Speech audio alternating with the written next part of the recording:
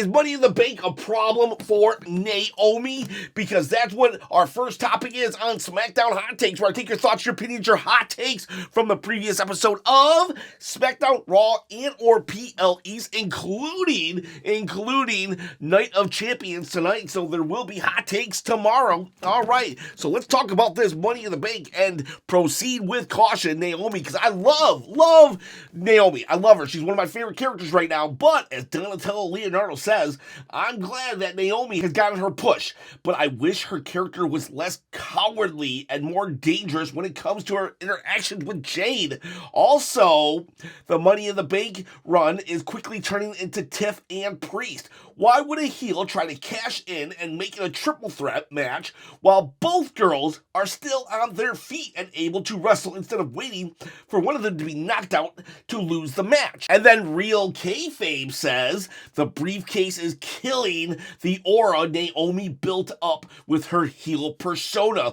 3 weeks in a row, failing to officially cash in. I truly feel they are setting the stage for the first women's Money in the Bank failed cash-in. I wouldn't go that far in that Tiffany last year, she faked us out all the time as well. And I don't know. I do get what you're saying, though. These failed attempts, these stupid failed attempts even, because last night was dumb. It was straight up dumb that Naomi would try to make it a triple threat in a last women standing match when both women are on their feet. It's like, what are we doing here?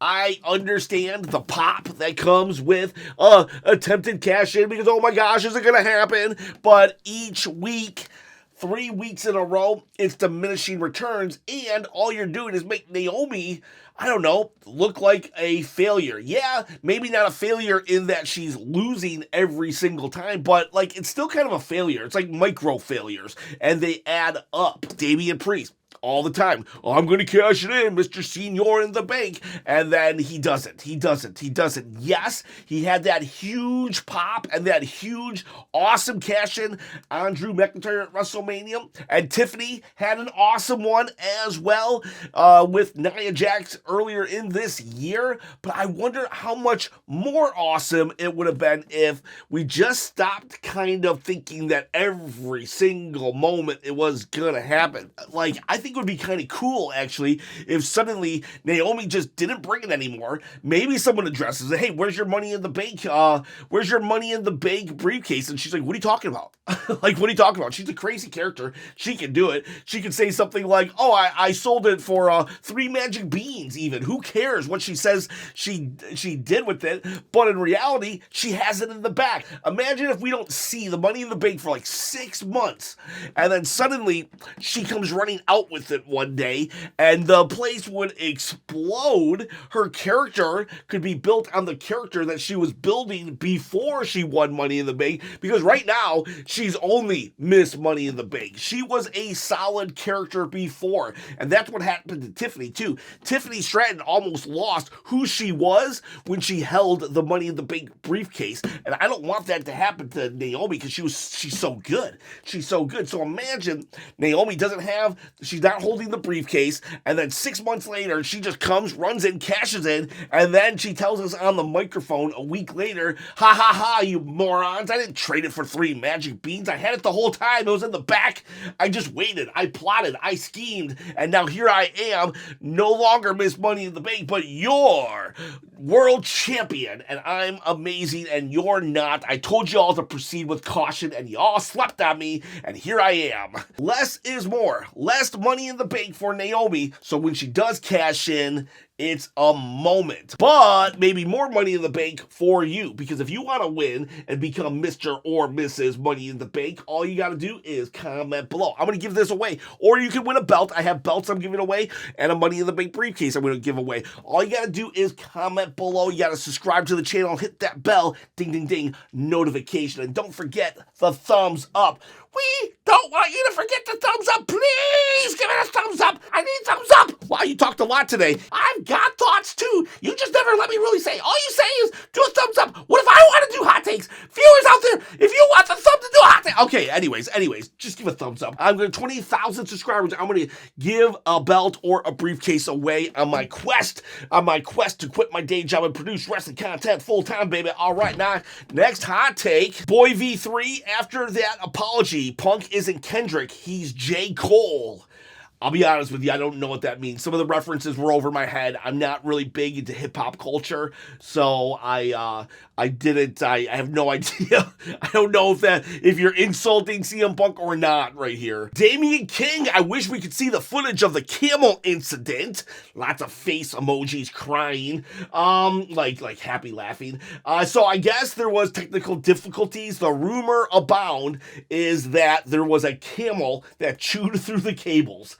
I don't know. I looked. That's what everybody is saying, but then again, a lot of people say a lot of things. I don't know if that's true. There's no confirmation that it was camels. But right now, the major speculation is that literally just a bunch of camels ate through some WWE cables, and that's why we had technical difficulties, and the foreign markets had to delay for half an hour while WWE stalled in the arena. Alex Gabby, Randy should beat Cody. We don't need Cody to save wrestling when we have Seth, who can take the belt off Cena anytime.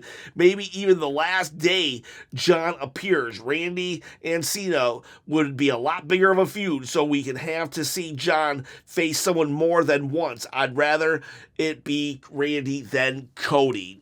I tend to agree, but in this day and age, John Cena versus Cody might actually be bigger than Randy versus John Cena. I don't know, because I kind of have, I'm impartial to it. I have some blinders on in that I've been watching wrestling for 36 years, so to me, it's a no-brainer, John versus Randy. But a lot of fans have only come on board since, the Bloodline, Roman Reigns. So if you're, a fan for the last just 5 years, or even the last 10 years, you don't know John Cena and Randy Orton went to war in 2008, 2009. So maybe Cody versus John is the bigger match to people who are new. I don't know. Let me ask you boys and girls out there, if you only watch wrestling for the last 10 years, what is a bigger match for you at SummerSlam? Randy and John Cena, or Cody and John Cena? Let me know in the comments below. Alex Gabby, I'll always be a Punk hater, but everyone can love and hate who they want. Having diversity in the fans is what brings out the best in wrestling and gives us moments like Punk life. I agree. You know what? I love CM Punk, but feel free to hate him. Feel free to hate him if you just hate him for the right reasons. I don't think we should be hating him because, he's a hypocrite for what he said and now he's in Saudi. He apologized. I'm okay with that. But if you just don't like CM Punk, he just rubs you the wrong way, you think that he's overrated, okay, cool. That's your opinion. I'm glad that we can enjoy each other's opinions and still, enjoy wrestling together. Najib, Punk life was funny. The Yellow Samoan, Punkanomics was entertaining, hilarious, mocking how ridiculous Cena is.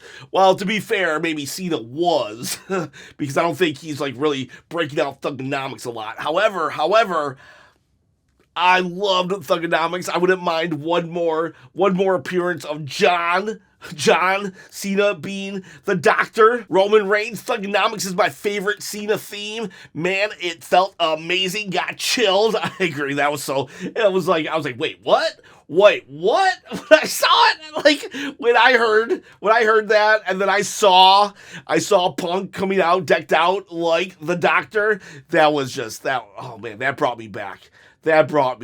Special place in my heart for the doctor. Dilprit Singh says I'm assuming CM Punk, delivery was so off. Yeah, probably. I mean, let's be fair here to CM Punk. He's not really a rapper and never pretended to be one. So honestly, Donatello Leonardo actually had a good comment. Let me see if I can find that. So, Donatello says, I'm not the biggest CM Punk fan. He's not. He just, I don't think he hates CM Punk, but he doesn't really like CM Punk either.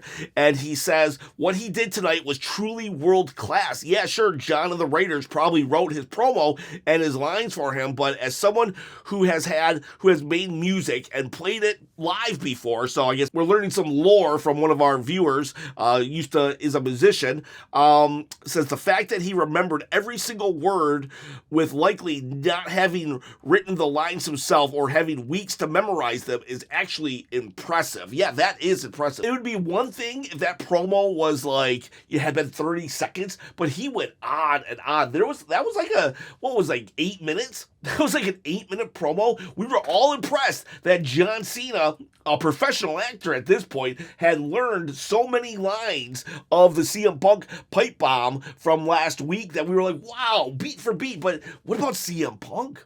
What about CM Punk? CM Punk, like, rapping is actually very hard. I know a lot of people, like, don't view it, like, they don't give it the credit that it deserves, and I'm by no means a huge rap fan, but I do understand that it's, like, very impressive how it's set up, and very difficult. It's super difficult, and, like, and there's just so many words a minute just coming at you, and CM Punk, for him to remember all that stuff in a style that he probably doesn't really, that he's not really used to, and going on for that amount of time, like, I gotta say, I'm impressed with him. And so is Donatello Leonardo. I'm a CM Punk fan. He is not, but we are both coming to the table saying, wow, dude, if you really think about it, yeah, maybe his cadence wasn't always there. Maybe it didn't rhyme exactly how it should have, but the fact that he got it in and did it, and, like, at a pretty good level if you take into consideration that this is not his style, then I gotta say, so maybe he was a little off. You don't want to see me do that. You don't want to see me try that rap, those lyrics against John Cena on live television. And then, yeah, he did it all while walking into a crowd that has been nuclear hot and he had them singing his theme song by the end. Very few people could have done that. Very few people. It's Shawn Michaels, The Rock, like, for a crowd to hate CM Punk as much as they did when he walked into that building, to the point that he has them singing his song at the end. I'm impressed. And Jesse Joy thinks it was a little corny, and yeah, it was kind of corny. But I love that part. I love that about wrestling. It can be corny and still entertaining and good TV. But if everyone else loved it and it helps more people like the Cena heel run, I'm not going to complain. And I do appreciate that, Jesse Joy, that while maybe that segment wasn't fully for you, you can still see the value in it for other people. And so, like, I can respect that. Teddy Boyward, Tiffany goes through a table splashed by Nia. That was the move. Nia just, like, fell on Tiffany through a table. It was, like, crazy. Like, so crazy.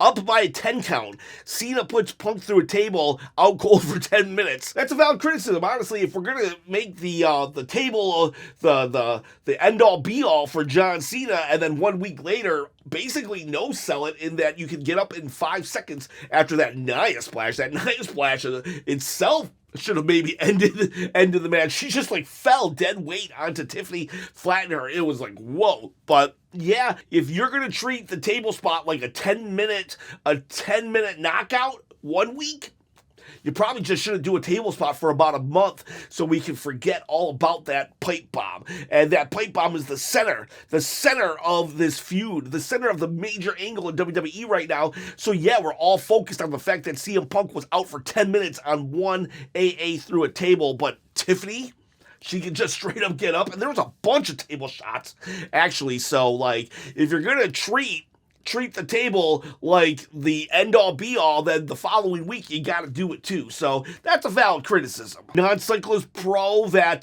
blackout, 30 minutes, Netflix, stand by. Jeez.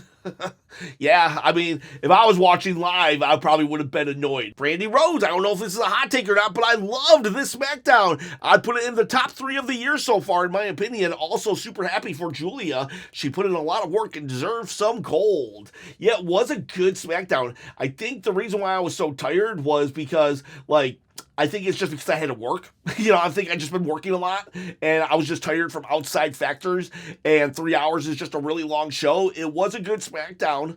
Decent SmackDown for sure. Dreamer. This is an example of a 7 out of 10 episode instantly turning into a 10 out of 10 because you end it with something memorable. I would prefer a bad show with a great ending than a good show with a bad ending. So I do feel you there. No one expected Punk to be word life, considering everything he mentioned about Saudi, only for them to love him by the end. A perfect example of fans are bipolar and have amnesia. We get over and forget it within minutes. Good job, Punk. Yeah, people will say you're fickle, fickle, fickle. I don't say that. I said it like a week or two ago. We're not fickle. We're forgiving. We're willing to forgive you if you can, just make it part of the story. Make it part of the character. Make it part of just turn it around. Apologize. Acknowledge it. Don't just tell us that we don't matter. Don't do what Nick Khan and Triple H says and says we don't matter. By acknowledging and apologizing to the Saudi people earlier in the night,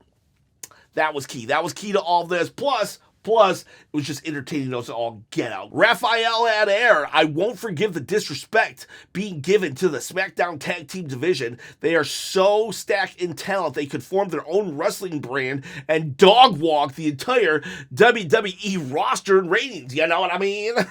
I added the you know what you mean because he said dog walk.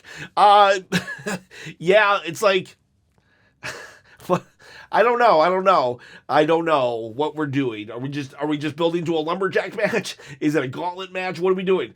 The SmackDown before SummerSlam is sure to have some kind of tag team match because God forbid we give a tag team a spotlight on a PLE. And then number 2, Punk Life was diabolically gold. Cena and Punk promo battle alone could invade any top 5 all-time wrestling segment. The GOATs could do this forever.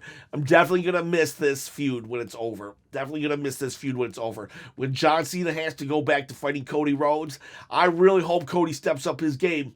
I don't just want, I don't really know what I want from Cody Rhodes, but what we got before Mania, that wasn't it. And I'm a Cody fan, all right? I'm a Cody fan. Amnesia Farmer, how do you think this Alexa and Charlotte storyline is going to go? I think they're going for the tag titles. I think that's what they are going for, the tag titles. It's just weird that Alexa Bliss is trying so hard to be Charlotte's friend.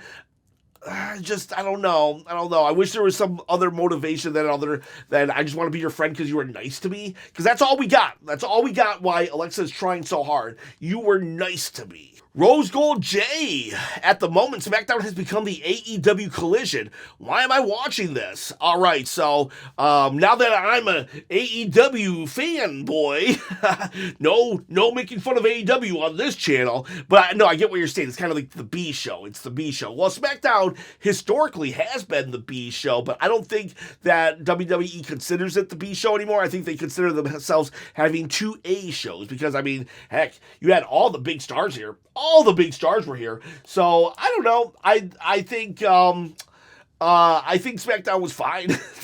I think SmackDown was fine to me, but you're allowed your opinion. Goat Buggy, WTF, the Wyatt Six just got destroyed by the whole tag team division on SmackDown, and this is not a good look for the Wyatt Six, and I really hate seeing DQ finishes all the time, and I think this is WWE and other companies getting out of jail free card. Yeah, the DQ finish kind of sucks. I will say, though, they only did it once this episode, so not so bad. When you have 2 or 3, that's when it's like, give me a break here. No more DQs. And as for the Wyatt Six, a couple weeks ago, people were mad that the whole tag team division was getting beat up by the Wyatt Six, and I defended it. I was like, well, honestly, if you have like 6 individual teams, and then you have one really strong, cohesive, group, and that group is going to surprise attack the 6 individual teams, the group would probably win. I could see the group winning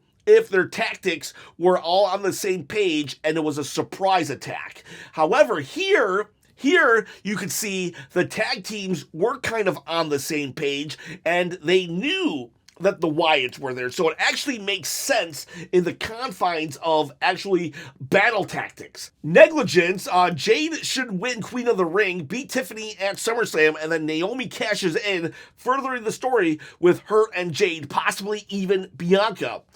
I would definitely be okay with that. Definitely be okay with that if Naomi stops teasing the cash-in. Eric, SmackDown's so chaotic, they're just tossing stuff at the wall to see what sticks. Ron talks tabletop. I think Punk memorized more of that promo than he normally does because of the stumbles. It was great. I 100% agree with that. He usually never stumbles, and so, like, yeah, I think you're definitely on point there. Congrats, Julia. I love Zelina Vega, but her having the U.S. title was a miss for me. I want Chelsea. Yeah. I think, unfortunately, it sucks. It sucks. I know Zelina Vega loves the business. She's so just like, she's all about wrestling, right?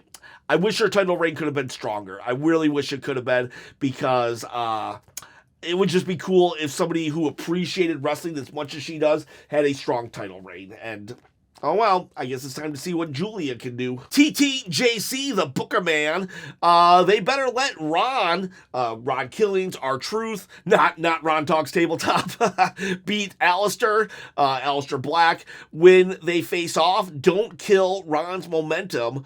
Also, I want Andrade and Phoenix versus LDF for the AAA, Legado del Fantasma, for the AAA tag titles. All right, that would actually be a banger of a match, and it would get the AAA titles.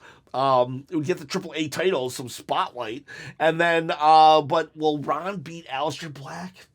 I hate to break this to you, TTJC. I don't think it's going to happen. Yeah, I just don't see it. I think they're going to give Aleister Black the win here, so he can then go on to have a feud with Damian Priest. And I think, I'm not saying I want this, but I think Ron Killings is the cannon fodder for that feud right there. Draymar, hot take. If Priest was in Saudi, why not give that match tomorrow to him instead of Solo? Jacob versus Priest makes more sense here. And then Solo versus Fatu at SummerSlam. 2-night show, by the way. Is it going to be Priest then?